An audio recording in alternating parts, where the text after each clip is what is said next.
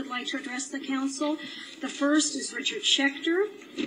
He'll be followed by Mr. Theed, who actually told me he's changed his mind. He had to leave. Lisa Turner, Carlos Rodriguez, and Patrick Garza. So Mr. Schechter leads off. His topic, preserving neighborhood. Mr. Schechter?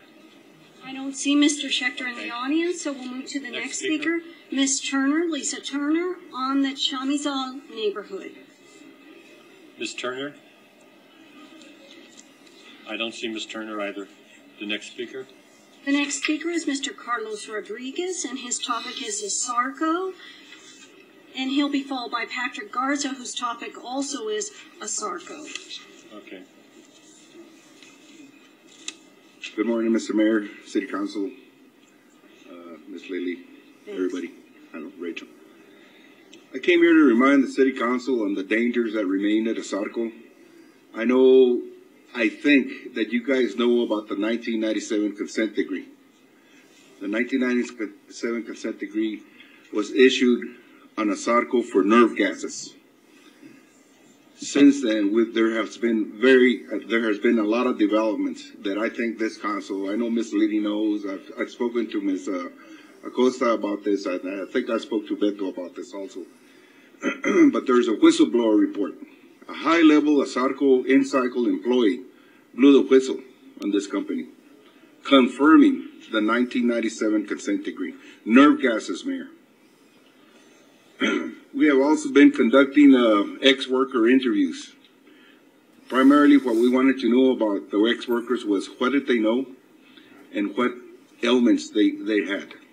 But we found out that there are 10 waste sites buried on the ASARCO facility, the one that's being remediated, and the one that's across the freeway, which is more dangerous than any one of them. There's a copper smokestack that was imploded in 1971 that is on this site. That smokestack was made out of brick, Mayor. That smokestack, those bricks contain chromium-6. There were transformers buried on the site, Mayor, with PCBs. PCBs are carcinogens, and they're very highly dioxins, which are a lot of poisons, which are used to make nerve gases. What I would like to ask from this City Council is to take these new developments into account so that we can get a true and good remediation on this site. What this trustee is doing is just simply covering up. These 10 waste sites that we have located have no lining. They have no protection. That mountain sits on slack. It's very porous, and when they implode that 826-foot stack, it's going to shake the ground, and heaven knows what's going to happen to all those nerve gases. They're still in the site.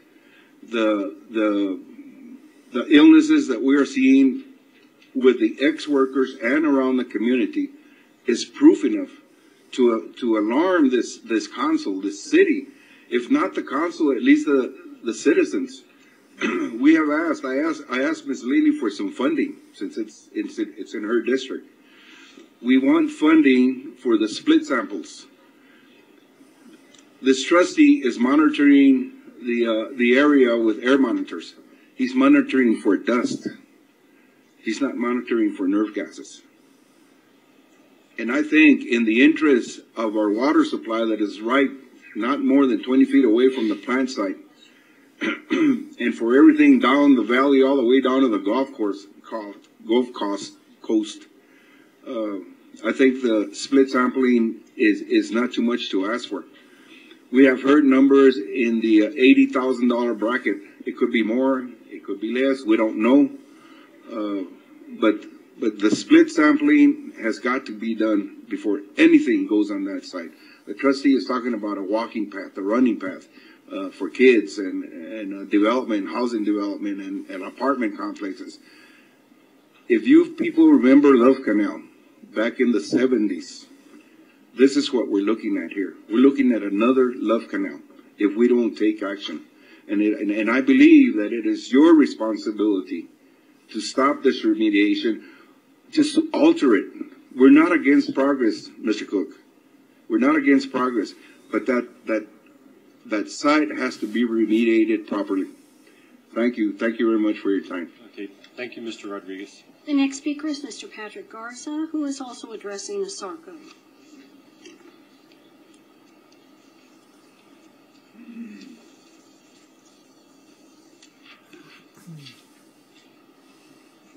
Hi, my name is Patrick Garza. Good morning. I have a picture here to start off with number one. A picture with, if you all can see this, if you pass this around, in the smokestack, starting from the very bottom all the way to the top, you can see sulfur coming from the very bottom where guys are just dressed with no protection whatsoever, are inside that smokestack looking for ghosts, because there's supposed to be a ghost tour session going on here at the ASARCO smokestack. And that there, right there, if you see that sulfur pouring from there, and people complained about huge tips of inhaling all that smell like tasted pennies. That's what it's from. Starting right there, and that's proof from that smokestack. That big smokestack you all are talking about destroying and building something else. We need to get some samples from there as well, because I myself have MS. And it's caused by environmental and also a genetic disease. But my case, I believe, is environmental, because I was in perfect health myself, and I'm not issuing about that issue, but what I'm here for is because of the community. The